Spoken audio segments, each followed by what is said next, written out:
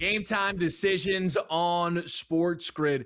It's week 2 of Walsh and Morency, which means I think I can now publicly apply pressure that behind the scenes they do work on changing the intro video, which very kindly has no Gabe, but Ranieri is still in for when he used to host this show about a year and a half ago. How we doing, Gabe? We're ready to rock. Fortunately, I'm not vain and egotistical. You see, no complaints from me. I got to be honest, I didn't notice. Now there'll be emails after the show. That's fantastic. I've been looking forward to this because the WBC has been on fire. And when you and I last spoke on Friday, we were really excited to get USA underway. That Judge home run, I thought it was going to set the tone, right? It felt like every American was going to home run that night. That's not actually how it played out. But the weekend was fantastic. We saw Japan get tested a little bit. Mexico's made a few statements. The DR, everybody is falling in love with this team. They've already picked up a win today, and we've got USA-Mexico tonight. And Korea advanced, and super emotional. The Korean broadcast was awesome. You would have thought that they won the championship or the World Series. The reaction to advancing into the knockout round. Now, listen, tonight's going to be a really, really electric atmosphere in Houston. The game is sold out. And let's be real, Kevin, and I'm sure you would admit to this. The USA seem a little bit kind of flat a little bit. And I don't know if it's the players or more so the fans, right? Like the USA games are letdowns compared to the other games. It doesn't even matter who's playing. Besides Canada and like Colombia and stuff, there's like 16 people there in Puerto Rico. That's like empty. But for the most part, there's so much emotion and stuff. And the U.S. fans have kind of just sat there. I think they get a little frustrated that the U.S. aren't blowing these teams out more earlier in the games. The runs have been coming late. And now tonight, let's be real. As you know, Kevin, as someone that follows the different sports scenes and stuff, whenever Mexico plays USA in soccer, Kevin, in the United States, it's like a home game for Mexico. It's going to be like a home game for Mexico tonight in baseball. Like, they got like 29,000 people the other night in Houston. Tonight it's sold out. And it's not because suddenly a bunch of Americans want to go see Mexico tonight, right? So it's going to be a Mexican-heavy fan base this evening. I think that'll almost get the U.S. going a little bit. I used to talk to players that I did the Expos games, and they used to tell me, it's harder to play in front of like 6,000 people than it is 60,000 people. And I'm like, really, huh? And they're like, yeah. They go, man, you playing, you go to a stadium and it's packed. You get fired up. And he goes, you're involved. People are screaming at you and stuff, and it sort of keeps you in the game. And I had guys tell me, Kevin, he goes, it's worse when there's like 5,000. He goes, you can actually hear people for real when they're talking smack to you, and it upsets. That's what a guy told me. He goes, at Yankee Stadium, you can't really hear. He goes, it's kind of like a wall of noise, and you kind of hear F-bombs and stuff. But he goes, when there's not that many people, it becomes more personal, and you're not as into it as much. I just sort of think the U.S. were a little flat. I could see them tonight bringing it. They're laying 3.5 runs, but I wouldn't get in front of them tonight. I'm expecting the USA's best tonight with Paul Skeens on the hill. Yeah, I really agree with the sentiment that they would be better off, even if the crowd isn't cheering for them, just an actual atmosphere. I swear Aaron Judge got booed his first at-bat walking to the plate because it's a bunch of Astros fans there. Like, I couldn't believe that that's what was going on for, like, Captain America, this whole thing. It's funny you say that because in hockey, there's a lot of hate and stuff, as you saw in the Olympics. You cheer the player. You know what I'm saying? Like Brad Marchand, like in Montreal, got cheered. He's hated. But it's like, no. You're wearing a Team Canada jersey now. I agree. Like, the Astros, it is what it is. But that's pretty lame to be booing him. You're lucky he's on the freaking team. That's why, I feel like they like, okay, yes, games for Puerto Rico at home, amazing. Japan in the Tokyo Dome, amazing. The next World Baseball Classic, they're not going to Houston. I understand that they probably feel like we need indoors to be safe. We can't be doing rain delays. So they might even be bang on. This will be the only time they go back to Houston. Yeah. No, there's just no way. Publicly online. I'm not the only one. Should be. They're like, guys, this is, and think about it. Dominicans are playing in Miami and they got the stadium rocking. Not even in the Dominican Republic and they got the building going. Right? And you can't really blame the USA players, because they'll feed off the crowd, Kevin, right? If the crowd's boring, the USA players, And I think the USA just get lulled into it where, we're playing a team, we're supposed to win by 10. They start gripping the bats a little tight as it goes on. Listen, I complained about this. If you look, the U.S. got the most favorable group in the opening stages here, which is okay, fine. But they haven't been tested. They don't really have that spark yet. And then suddenly, Kevin, in the semifinals/finals, you're going to be playing these teams that are kind of already tested a little bit, as you see. Like, what's your opinion watching? If you're doing power rankings, USA really aren't number one right now. They don't feel that way. I mean, just compare them to Mexico. They and Mexico played the exact same teams. They've scored the same amount of runs. Mexico's only given up 2 runs to Great Britain and Brazil. The U.S. have given up 6 runs across those games. The 5 spot that they allowed to Brazil was jarring. And you can't just chalk it up like, the game was over. No, that's not really how it works. If the game was over, the game would have been called a mercy rule earlier in the game. And, Screwball giving up the home run immediately against Great Britain was obviously it was just jarring, right? And let's add that to the factor, right, Gabe? So Tariq Screwball, before this whole thing, is like, I'm not going to be in this tournament the whole way. It's not safe. Pitches once, is like, that was a mistake. I don't know if that's going to hold. And then 24 hours later has to be like, no, actually, it is going to hold. Like, they should never let him near the dugout. If they win this thing, whatever I don't know if it's a medal or a ring, they shouldn't give him one. He's making a mockery of this whole thing, Gabe. Well, what I don't understand, and I think you feel the same way, is you've already gone through this, right? You already had the negative reaction to you saying, listen, I could pitch against Great Britain and that's it, right? And so there's already the negative reaction about that. But then to allow the sort of, well, you know what? I'm going to hang around actually after all, right? And that's what he did instead of leaving. He goes, well, I'm going to hang around after all. Yeah, but I thought the whole reason you couldn't pitch more was because you wanted to get back to the Tigers camp. Yeah. So you're staying here, but you're not pitching. And then you saw it during the game the other night. They were really pushing it. Well, he kind of isn't writing it off, and he didn't fully say no about now he's going to stay. And now today he goes, yeah, listen, no, I'm not pitching. I'm just here. I'm not pitching. And as we speak right now, Kevin, there's a massive media scrum going on. It's just a distraction. You're playing Mexico in an hour and a half here. And now you got a million media people in Scooble's face. Now you're going to get asked about Scooble after the game, and it is a distraction now. It's like, dude, we already knew this. You should have just left quietly after and we wouldn't be talked about right now. But are you telling me, Gabe, now that he's kind of reopened the door, let's say USA gets to the final game, they're playing the DR, they're playing Japan. They need 3 outs. And Screwball's going to be like, don't ask? There's no way. He won't be there.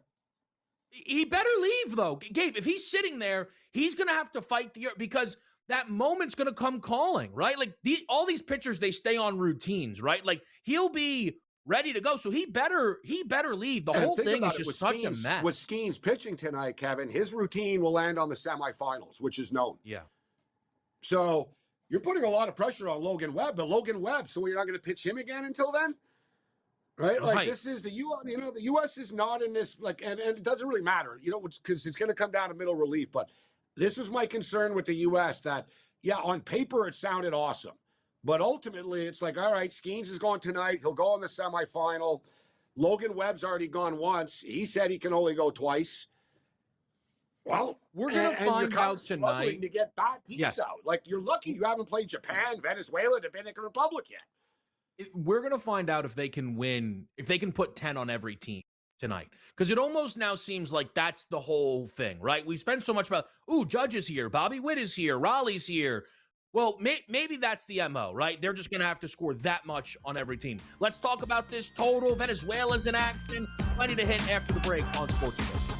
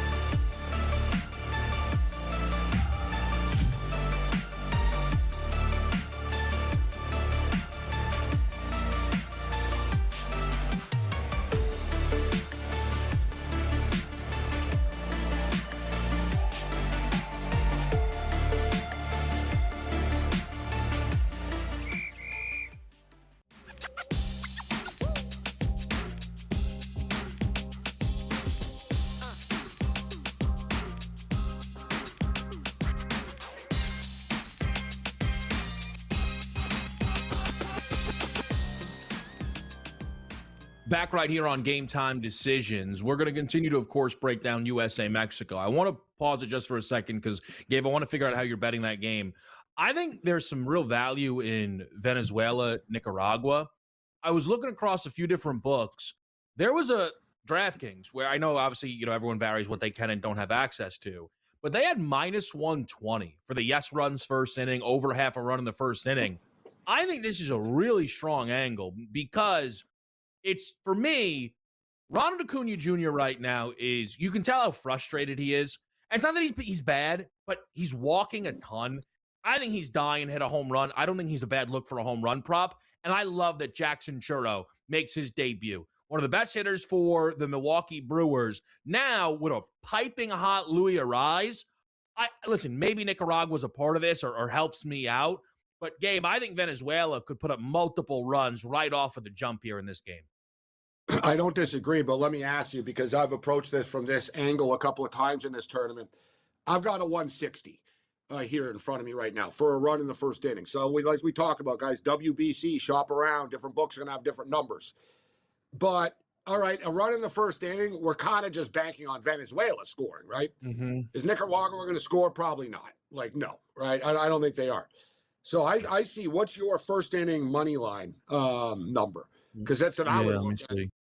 Venezuela plus 100 as opposed to 160. I don't think Nicaragua are going to score. I think Venezuela are going to score. So I can get Venezuela to win the first inning at plus 100. Now, if it's tied, I lose. But I would lose anyways if it was 0-0. So the only thing I got to really worry about here is, all right, let's say Venezuela scores. I got to worry about Nicaragua tying it up. Venezuela bat first, for the record.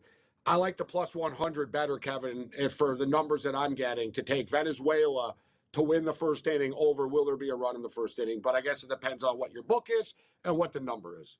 I think Gabe is absolutely spot on about price. At minus 160, now it feels like we're really paying quite a lot because the bet is, I am betting on Venezuela, to be very clear, like Gabe said. I just don't think minus 120 is a bad number. On the same book, it's plus 135 on the three-way for Venezuela, right? So, look, like we said, these books are all over the place, right? Like, another thing I'll throw at you, Gabe, which I thought was pretty interesting, but for the first time, they introduced the hit run RBI props to this USA-Mexico game. I don't know how often you bet these during the regular. I'm actually pretty sure you bet them quite a bit during the regular season, right? With the Dodger games, there's a good way to get value on that great lineup. And the guy who just really jumps off the card to me is Bobby Witt Jr. Minus 110 for 3 hit run RBI. I've seen that literally be Bobby's price in a Royals-Orioles game. So for that to be the price here, with Bryce Harper and Aaron Judge behind him, it's not as if Mexico is throwing, their version of Paul Skeens on the other side of this here. I think Bobby Witt in that market's a really, really nice look. I don't have a problem with it because you talk about his at-bats that he's going to get, right? Yep. He's going to get the at-bats. You know what's frustrating for me? I went with Schwarber in game 1 to hit a home run, and I didn't in the U.S. second game, and he did. Yeah. And I don't like the term bad beat, Kevin, but I don't know if you saw every inning, every hit, or whatnot. But I took Will Smith, my guy Will Smith from the Dodgers, to hit a home run. First at bat, bro, he smokes one, and it was like the catch of the freaking tournament. Trace Thompson, Klay Thompson's brother, like literally robbed him of a home run. He went up in the air over the wall, and he caught it. I was like, you got to be kidding me. I got the home run prop at plus 3. Trace Thompson burns me. Former Dodger, for the record, actually, with the great catch. And I'm not getting great numbers tonight. And it's interesting because I'm seeing here Will Smith to hit a home run. Will Smith isn't even playing, unless I'm insane. I saw the lineup. He's not even in the lineup. Nope, it's the same lineup as the Brazil game. See, and that's where it's tricky, right, Gabe? Because the books are still kind of getting adjusted to this tournament. They know people want to bet this tournament, but it's all over the place. Oh, it really is. It's tricky. That's why it should be advantageous for the better. Like listen, when we're betting the NBA, Kevin, for everybody tuning in, we're betting the NBA, you're betting the NFL. You're not betting some fat guy with a fedora and a cigar that set a number. This isn't the 50s. Like, you know what I mean? We're betting against MIT grads and their algorithms that they run like 10 million times overnight. Right? So They don't have that for this. There is no WBC sort of staple, like, Bible that they can count on to set numbers. They don't know what 17-year-old kid from a Georgia high school on Columbia is going to be good, right? And Kevin, because sometimes, look, at Mexico explode for 16 runs one game, right? Other games, they struggle. It's kind of been all over the place. Imagine setting these USA numbers. They keep on setting these 9.5s. They barely got there the first night. Then the second night, you're like, well, what do? We kind of got to do it again, right? And it doesn't get there. Now tonight, did they go too low, Kevin, with 3.5? Because I actually think now that they're playing a better team almost, the USA will be more interested tonight. And you figure Paul Skeens handles his business, right? 3 innings, shutout ball. What's Skeens' strikeout prop? Oh, that's another. I got screwed the other night with Scooble. Dude, they said he had 55 pitches in him, Kevin. He didn't get to 55. That was another thing that was frustrating. It's like, dude, if he said he's only pitching once and he tells you, I got 55 pitches, I can give you 55 pitches. Just let him go 55 pitches then. Yeah. I couldn't agree. It's like you're pulling him now at 40. What are you doing? Like, no, it's so silly. Even the Skeens strikeout props, right? Because they want to post them because it's Paul Skeens and he's a star and everything, right? But we're sitting here, again, it's book to book, right? I got a 4.5. I got a 4.5 here, minus 155. See, one book has the 4.5, Gabe, at minus 155, same number. Another has minus 128. But the problem is these guys are getting right to these numbers. They're better parlay pieces. If you can take them for 4 with your favorite guy to get a hit or something like that, Gabe, because these, there's a certain... Well, Gabe, it's not easy. Let's say he goes 3, Kevin, 1, 2, 3. Yeah. That's only 9 hitters. So he's got to strike out 5 of 9 guys, which isn't easy to do. I'm saying. Gabe, he's 12 to 1 for 9 strikeouts. That would be striking out every batter he faces. There's no way in hell, dude. Maybe he goes 4. They got to pitch him in the semifinal as well. They can't afford to. I think he goes 3. Yeah, I agree with that. We're going to talk to Greg Mish after the break.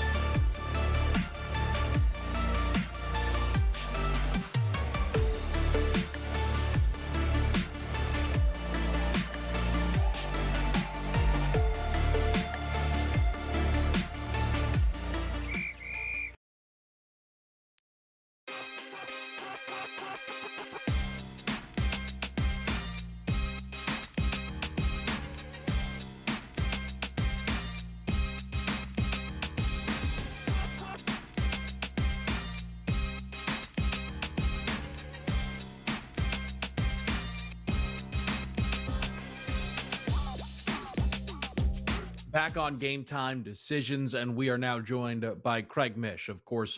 Newswire and Pro Baseball Today, right here on SportsGrid, is an excellent reporter covering all things around the Miami Marlins and just baseball as a whole. And Craig, you and I spoke a few times in the lead up to the World Baseball Classic. Of course, USA Mexico tonight. We'll get to that in a moment. But first couple of days, can you give me your reaction to the tournament so far? I think it's been as advertised, Kevin, and I know that when I was on with you previously, I used the word Super Bowl, and I think probably a lot of our viewers or listeners that may have caught some people by surprise. But I'm here to tell you that by the time we get to this weekend, and by the time we get to next week, a lot of folks I think are going to be tuned into that over some of the conference tournaments in college basketball. I just think that the way this thing is built up. I was at one of the games last night to see the amount of fanfare that is there and the countries that are being represented. Kevin, I mean, that's really just what it comes down to. Country, when you are playing for your country, people watch that. They gravitate to that. It's really playing for the front of the jersey as opposed to the names on the back of the jersey. And I think that's what makes this so exciting. I I don't want to get caught up on this, but the excitement of it all, Craig. I know you can't fake it, right? But it'd be nice if the celebration and pomp and circumstance in the regular season, even the postseason, is something baseball welcomed instead of, well, we're obviously going to have to retaliate and throw a 98-mile-an-hour fastball at someone's head. Every time Junior Caminero rounds the bases, it's can't miss TV. When he hits a home run for the Rays this year, I mean, I'm sure there'd be a little showmanship, but don't you think baseball should attempt to, and it's funny, I feel like they actually need to like sit the pitchers and managers down and be like, take it easy. We're having fun here. But don't you think they need to encourage this, Craig? Yeah, look, I think there's been more of it through the years. I don't know that we're always going to get completely there because there's just a way of life that people are taught that things are done a certain way. But I do think more youth has been embraced. I don't know that you're ever going to replicate, Kevin, the international baseball and the Sure. emotion that goes with it. And again, I think it's just simply put, these players, and especially when you consider the Dominican Republic and Venezuela and some others, they grew up their entire lives in a very different way that we're used to, and seeing that come full circle for them, I think is just very emotional, and I think that's what sticks out. So with the US Mexico tonight, the top two teams in this group, though, if you take a snapshot, Craig, it's pretty easy to argue Mexico's been the better of the two. They've each played the same opponents. They've scored the same amount of runs, 24 total, through those two games against Brazil and Great Britain, obviously playing them in a different order. But it's actually Mexico's pitching that has so far been the better, allowing just 2 runs across those two games, where the U.S. allowed 6. The 5 to Brazil really stood out. When you just put these teams side by side, what's most interesting to you? Well, they've played each other before, and Mexico's had some success. So I think that Team USA has got to be a little bit on guard today. And I think that you see the odds in that game, they're a little different than some of the other potential blowouts. So I think Mexico can keep this close. The most important thing to stress here, and I think that people forget this, and honestly, I see so much discourse about it on social media. There is an injury prevention tactic set up for baseball. They all the starting pitchers can only throw 65 pitches, Kevin. So no matter what, these games come down to the bullpen, and that is the main issue for teams like Nicaragua, teams like Mexico, teams like Colombia, and some others. They simply don't have the backing after they get out of the fourth or fifth inning. So I suspect a lower scoring game, at least initially, between these two teams, and then I would guess that Team USA would pull away late. On the idea of pitching, Craig, before we let you go, Tariq Skubal kind of set the baseball world ablaze with his, I'll throw 3 innings against Great Britain and get out of here. All of a sudden, looks like he might want to stick around. Any expectations from you on what Scubal's actually going to do here? Yeah, I'm really not sure. I saw that interview that happened after the game. I don't think that he was expecting that question or to even give that answer, Kevin. So I'll play the TBD card at this one. And obviously, we'll see if he decides to stay or go. He did, I thought, make some very emotional comments about feeling very differently. I think, look, here's my guess. Cooler heads prevail, Tigers and Scooble. You know what? I'll take a shot here. I'll say he does not. pitch again. I'll say he does not. I'll say he sits down with the Tigers and they're like, hey, we had a plan. Let's stick to it. I hope I'm wrong. I want to see him pitch for Team USA. Him and Skeens go back to back to win the championship, but I don't know that we'll get there. We'll see. It's going to be fun to follow. Craig Mish, we appreciate it. We'll be right back on Game Time Decisions.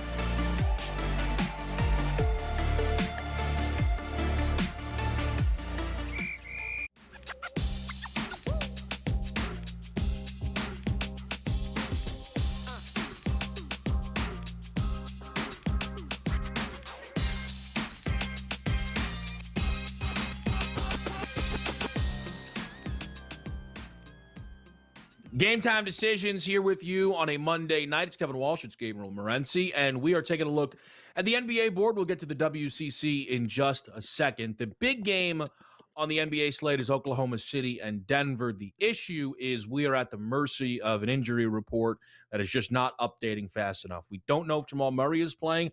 And Gabe, I don't think we know if Chet Holmgren is playing either. And if Chet doesn't play, Isaiah Hartenstein's already out. So is Caruso. So is Jalen Williams. Jokic is already a tough cover. I'm not entirely sure who's supposed to be guarding Nikola Jokic tonight here for Oklahoma City, though, if they're down their entire front court. You're exactly right. This game has been tricky all day, Kevin, and I've been hitting refresh all day as well. For the record, Jamal Murray is technically officially listed as questionable for 10 tonight's seconds game. Ago available. Literally 10 seconds ago. Boom. There we go. And I was going to say, it appears as though he's playing. The sports books have had him listed all day. And it seemed that they were trending towards him playing more than not playing, that they were surprised. And I saw their coach saying, yeah, Jamal's super tough, and basically saying he's always hurt. He said, Jamal is always fighting something and fights through it. So I kind of got the vibe that he would play. I'm seeing Chet Holmgren listed right now. You mentioned Hartenstein being out tonight. I was thinking, man, I'm going to smash Jokic rebound props if Hartenstein and Chet Holmgren are out tonight. Where's the size? Right? Where's the size? These two teams just played a couple of weeks ago, a week and a half ago, right? Remember that? It was SGA's return game. Went to overtime, 6-point game. What are you going to do with now that Jamal Murray's in? It's kind of hard not to take Denver plus the points, in my opinion. Yeah, but now all of a sudden this number's getting down to 5. Like, I'd like some confirmation. Yeah. You're right. The numbers are saying that not only Jamal is in, but Chet is out, I feel, right? Like, if the numbers are all locked up, though, a little bit. This is one What it The was total's 6.5 shooting earlier up today, now, right? too. I should It have was bet the total. 6.5. Yeah, but now the total's up to 233.5. That was sitting 230 and a hook earlier this morning. So I feel like I missed a good number there. I dipped into your boat a little bit, Gabe. You'll like this one, I think. I took Dean Wade over 5.5 points for the Cleveland Cavaliers. 13.5-point favorites tonight over the I might have to jump in on 76ers. this. They are expected to smash this team, but they are due for a huge bounce back performance as a team from beyond the arc. They were pathetic in that game against Boston. Dean Wade is a starter, still no Jared Allen, so that's going to get him a couple of more minutes. Wade, as a starter this season, averages 6.5 points per game. He's gone over this number in 17 of 28 as a starter. A little bit of a bounce back spot for Wade here, Gabe. 2 triples gets the job done. I'm on him for over 5.5 points. It's about even money. Love it. I'm looking at it. I'll jump on board with you here. As you stated, it's sort of all or nothing with him, right? 8, 0, 11, 0, 7. Yeah. But there's an opportunity tonight in a basketball game. It should be a blowout. I like this sort of secondary and third-tier players in these blowout games. What I was looking at, I don't know if you got an opinion on the Sixers prop perspective tonight. Everybody's out tonight, so it's like, all right, we can find somebody to hit. The problem is the numbers are high, like too high. Like, really, you want to lay 19.5 with Quentin Grimes? I don't. I'm not saying, oh yeah, I gotta win. He's got to score 20 points for me to win a bet. Kelly Oubre Jr. is 18.5, too high. The numbers are too high for me, Kevin. It put me off these guys. Cameron Payne, 11.5. Hell, Jabari Walker at 9.5. That might be one I would bite at just because it's lower here at 9.5. And in fact, that's sort of the one. Drummond is 6. I don't want any part of that. Like I said, the Sixer props are tough. I don't know if one catches your eye, but I would say, me personally here, Jabari Walker, 9.5 is where I'd go from a Philadelphia perspective. So, one, just for the record, they just also now confirmed Chet is out. So I guess that injury report is just kind of funneling out. Okay, now we jump in on Jokic rebounds. Dude, he already gets like 12 rebounds a game. Who's going to get in his way now tonight? It's a game where, Gabe, honestly, like, I know it's a little chalky, or maybe you leave the assists out of it, but like the points and rebounds, like he might score 45 in this game. I have no reason to believe anyone can stop him. Yeah, no, it's impossible. He's underrated. Like, I don't know, like when people like, actually on Jokic, he literally is, and I don't throw it around loosely. He's one of the best players ever. Like, he can do it all. It's like just crazy. Like the way he can dictate a game, bro, get his teammates involved, hit threes. He can play D if he wants to. He's a great passer, great basketball IQ. I mean, let's think about it, Kevin. Look at like your boy LeBron and all the different players he's had around him. Jokic has Jamal Murray. Mm-hmm. Jokic has Jamal Murray. He's won a championship, and they're constantly one of the best teams in the league. Like, who's on that team? Like, they've got good role players. They do. Sure. I like the Denver Nugget players, but he is that good. The guy's just amazing. Listen, I think that is totally fair. I think he might have the best touch I've ever seen. Every time he shoots a floater, I expect it to go in. Yeah, are you more surprised? That's how you know a player is great. It's funny, Kevin. He took a shot the other night and he missed like from 14 feet. I was actually like perplexed for 30 seconds. I was like, wow, I can't believe he missed. Yeah. Like, it's one of those, like KD used to be like that. It's like, when he shoot, like you're actually surprised that it didn't go in. You're like, whoa, I'm surprised. Like, wow, he never misses, right? It's one of those type of dudes. I totally agree. I want to actually throw something at you in the Sixer game, though, now, because now you've got me looking, and I don't want to do something dumb here, but why is Andre Drummond's rebounds prop only 7.5? Andre Drummond, as a starter, averages 10.5. How about this? Do you know Andre Drummond is the Sixers' leading rebounder this season at 8.5 a game? 8.5 a game. He averages 19.5 minutes this season. When he's a starter, they don't even have anyone else to play tonight either. He's going to have to stay on the floor till he gets in foul trouble. Like 20 minutes, Gabe, you would think tonight for Drummond would be about right, give or take. Yeah, I don't disagree. But the thing that's hesitating me, and this is how gamblers are. Sorry, you see some, Just as I'm putting this in with Jokic, it was 12.5 all day, his rebound prop. Just as I'm clicking it right now. Just as I'm clicking it. Oh, no. Pops up to 13.5 because Holmgren's out. Yeah. People are running to their computers to get Jokic rebounds now because Holmgren's out. Yeah, that's a monster number, though. 13.5. But again, he's capable of 20 rebound games. We've seen him do it plenty. But so is Drummond. Like, I'm not trying to make this Well, show you about got me Andre sold Drummond. again. I'm not just saying this. You got me sold again. I love lower player props. As you see me all the time with this stuff, right? I don't like Jokic is an exception tonight with a star prop, but I like where you're going with this with Drummond. Who else is going to rebound on that team? Either. Like That's what seriously, I who's going don't to rebound? understand. Like the only rebounds that anybody will get on the Sixers tonight will be the accidental long three random ones and stuff. And Drummond's going to know, get the hell out of my way. This is my job. This is what I do. So, yeah, I like where you're going with this. Give me the Drummond as well. Just taking a look here, like the last time Drummond was a starter, he only played 5 minutes. I can't tell you why, but that's what happened. But before that, right, like 12 rebounds, 9 rebounds, 12 rebounds, 14 rebounds, 7, 12, 15. The book is listening to us as we speak, Kevin. They just moved him to 7.5. I got plus 102 now, 7.5, not 6.5. All right. Frustrated. But I'm just trying to, like, have they confirmed? I mean, he's gonna. So I guess it's because he's not starting, but he's gonna play, right? Like he's got, like you said, there's no one else there. Like, he's gonna get 20 minutes. Like there's no other active bodies on this roster. Oh, here's another thing that'll crack you up. This Jazz team, honestly, I wouldn't be mad at Adam Silver if he kicked every person in the organization out. Ace Bailey goes out there, scores 30 points the other night against the Washington Wizards. Next thing you know, guess who's out tonight with an illness? Ace Bailey. Oh, okay. What a coincidence. Like, it's just ridiculous, dude. Gabe. If I was just an agent, ridiculous. Though, if you're an agent, this isn't funny, though. Guys make money off of stats and games played. Like, it's all cute. Oh, yeah, we're doing what's best for the organization. You're not doing what's best for the players, Kevin. How are they going to develop if they don't play ever either? It really is just a clown show joke. The whole team is sick. Collier, illness. George, illness. But George is only questionable with the illness. He got a lesser variant of it. Ridiculous. I hate it.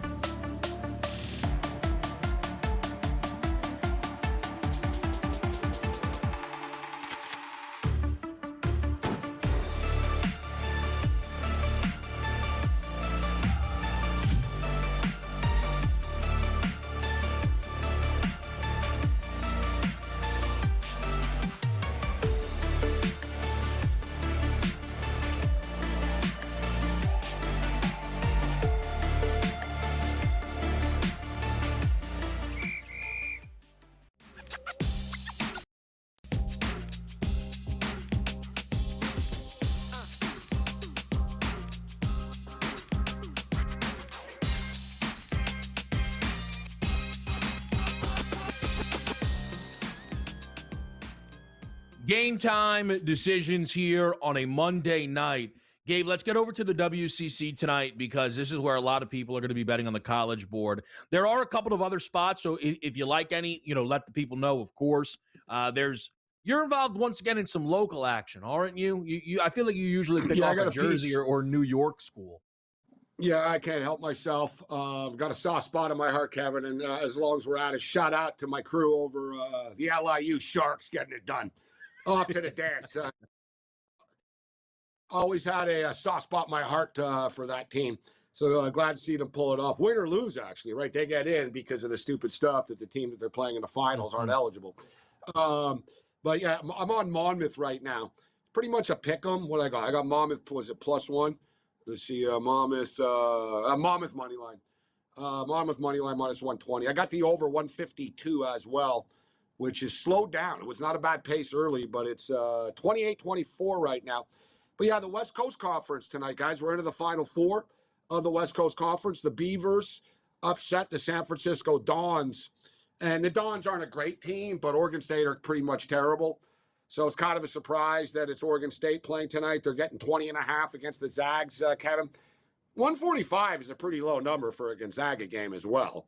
And then the big nightcap, Santa Clara, 4.5-point underdogs against St. Mary's. I think you and I have different opinions of this one. Listen, I was on Santa Clara in their last matchup a week and a half ago, 2 weeks ago, whatever it was. That game was at St. Mary's. It was kind of close in the first half, but as the game went on, St. Mary's ended up bludgeoning them in the second half, and they pulled away. I'm looking at St. Mary's again here tonight, Kevin. St. Mary's, they remind me of like a UFC fighter.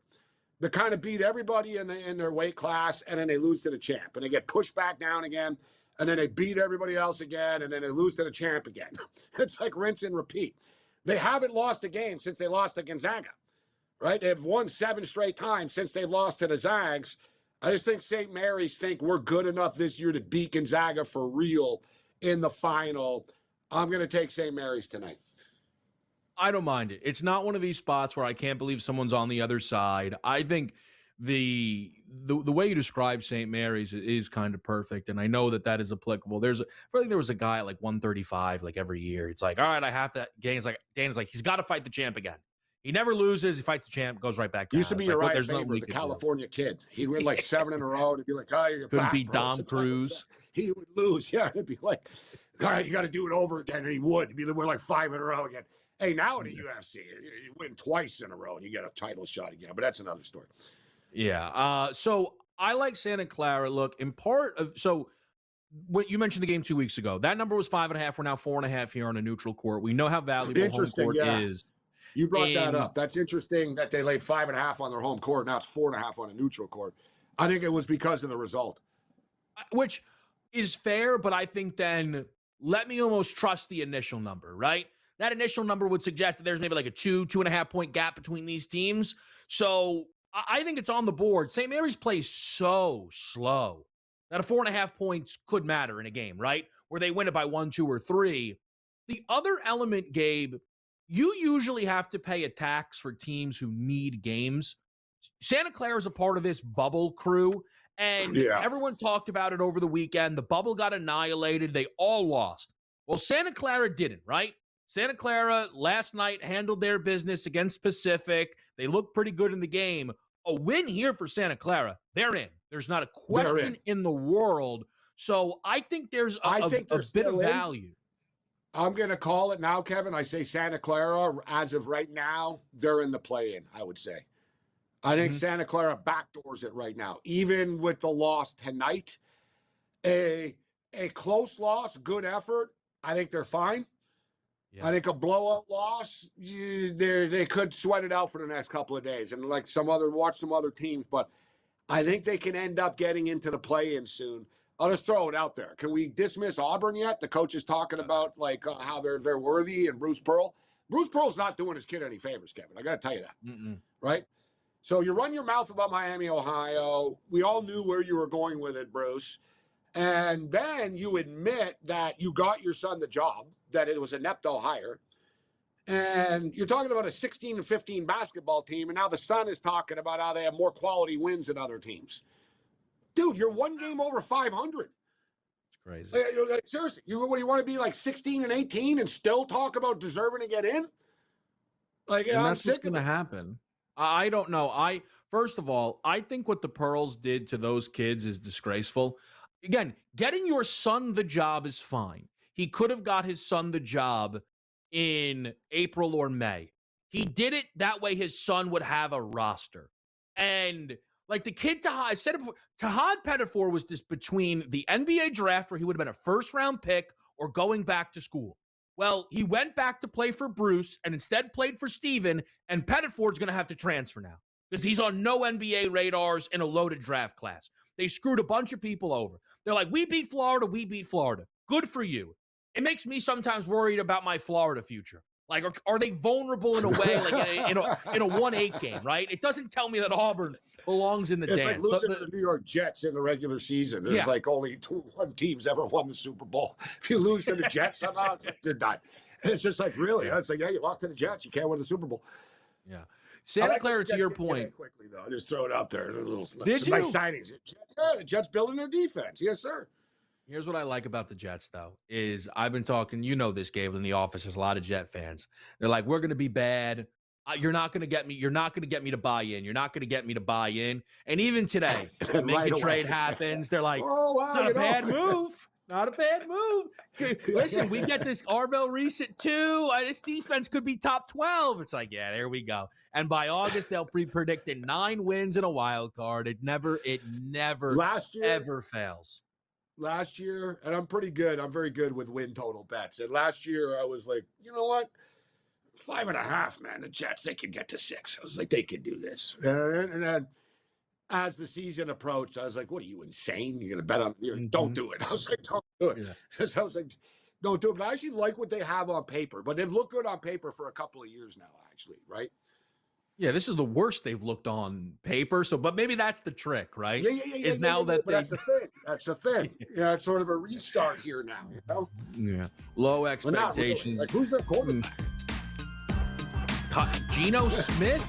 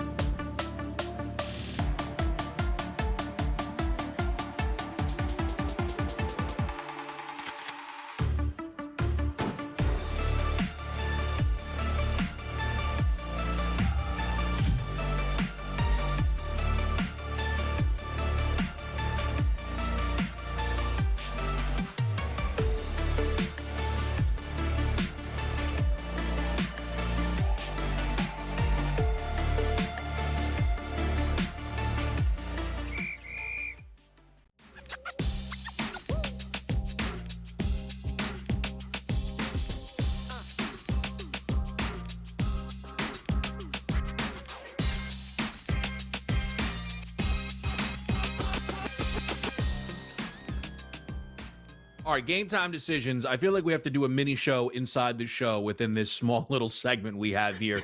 Gabe, rip through the NHL for the people. Again, you've been just red hot, I feel, on the ice. There's no Sabres tonight, so behind the scenes, they don't care as much. What do you like in the hockey board? Yeah, you know what? It's not the most glamorous night tonight in the National Hockey League, and it's a lighter card, but I do see some spots. Philadelphia Flyers, a hockey team I don't really think very much of. They were struggling. Tockett's first year there, to get on the same page with Tocchet isn't always easy. He's a hard-ass type of old-school coach. He clashed with some of the younger, Mishkov, the Russian, which was, not a surprise. But here they are. They're battling right now. They've won 4 or 5, and they take on a Rangers team. They're just in a free fall, all right? It's been a disastrous season for the Rangers. Rangers have lost 7 of 9. I like the Flyers tonight. The Flames have lost 4 of their last 5. The Capitals haven't won since all the trade deadline deals. Kind of a train wreck game. I'd be forcing it if I played the Capitals. Capitals probably win, but I think they're overpriced tonight. Blackhawks, really struggling, guys. Here's another one I like. I do like Philadelphia, and I like Utah. The Blackhawks have lost 11 of 13. They're 1-3-2 since the Olympic break. Utah are 4-1 in their last 5. 3 straight, very impressive road wins. I expect them to get another road win tonight. And how about this, guys? The Vancouver Canucks haven't won a home game since January the 29th. That's like before the Super Bowl. Think about that. That was the bye week of the Super Bowl for the Super Bowl. They haven't won since January the 29th on home ice. The Senators are on an 8-1-2 run right now. I like the Senators tonight. They're massive favorites, so put the Sens in parlays. Like the over 1.5 in the first period in that game. I got an update to my phone the other day when the Rangers beat, I think it was Toronto. It was like their first home regulation win since like November. I was like, dude, that cannot be like a serious statistic. Yeah, people I pay thought like that $600 a ticket, Kevin. right. Like Yeah, it's not cheap to watch get in. absolutely nothing. Let me make the cards the priority. If there's time, we'll mention an NFL move that really caught our eye today, Gabe, because these are good cards. I'll rip through these, okay, because I've mentioned all of them. Dean Wade over 5.5 points. He'll start for Cleveland tonight against the Sixers. Blowout style. He'll shoot. He'll probably attempt like 5 or 6 tonight from beyond the arc. I feel good about that. Taking a chance, Santa Clara plus the 4.5, going up against St. Mary's. I think that maybe is 1 or 2 points too high. Give me the Gonzaga team total over against Oregon State. This is the first time in 5 years that Gonzaga isn't playing the Doms in their first game in the WCC tournament. It's every single year. I like the first inning over, in the Venezuela game. And then I'll take Bobby Witt Jr. for 3+ hit run RBI late night game, of course, USA, Mexico. I'm a little bit upset because one of the college basketball games that I like, I see there's been some line movement on this right now. Furman and Eastern Tennessee State University. You got a number at 138. It was 138.5. It's up to 139.5 right now. But it's gone over this number the last 4 times these two teams have played against each other. Furman have scored 81 and 86 in their last 2 games. Eastern Tennessee, these guys are 7-3 to the over in their last 10. This game should comfortably get into the 140s. And don't forget, they're elimination tournament games. So people kind of play defense, but at the same point in time, they also foul a lot. And they don't quit late in the game. And you get free throws and extended games. Man, no one's going to tap out in the last game, right? So I expect points in this game. We're going to go over the number with Furman and Eastern Tennessee. Just a quick thought, Kevin, on the baseball tonight. All 3 favorites. Now listen, Puerto Rico versus Cuba. Cuba's been pretty good. They're not as good as they used to be, but the game's in Puerto Rico. It's a must-win for Puerto Rico. Puerto Rico's going to win. Venezuela's obviously going to murder them. I like your run in the first inning pick. I like Venezuela to win the first inning. But if you parlay Puerto Rico, Venezuela, and the USA, guys, it's minus 164, which I don't think is that bad, Kevin. I'm down with that number. I just played it. Give me the Clippers tonight against the Knicks, Kevin. I like the Clippers tonight. It's a good look. I like Garland's 3s in that game. The 2 is expensive. I don't know if you use the 2 for kind of like a parlay piece, something like that. Look at this behind the scenes. What do we got here? Schwarber, 3+ hit run RBI. Bregman for a home run from Sam. and a little Furman money line from AJ. Oh, I know yeah, he's see, going to Furman, AJ. yeah, little Furman love there. I like AJ. NFL, He likes the DJing games, I've noticed. Shout he out to my really boy does. AJ. He likes to bet the DJing games. He really does. He gets down to the nitty gritty here. I'll just say it was a busy day in the NFL. I know we didn't get to it a ton today, but there'll be plenty of news tomorrow as Like the well. Saints, Kevin. Like that Etienne signing with the Saints. His team's going in the right direction. I'll just tell you this. Gabe tweeted it. I couldn't agree more. The Niners paying an injury-prone receiver who was thinking about retiring this offseason is one of the silliest things I've ever seen in my entire life. We'll see you tomorrow.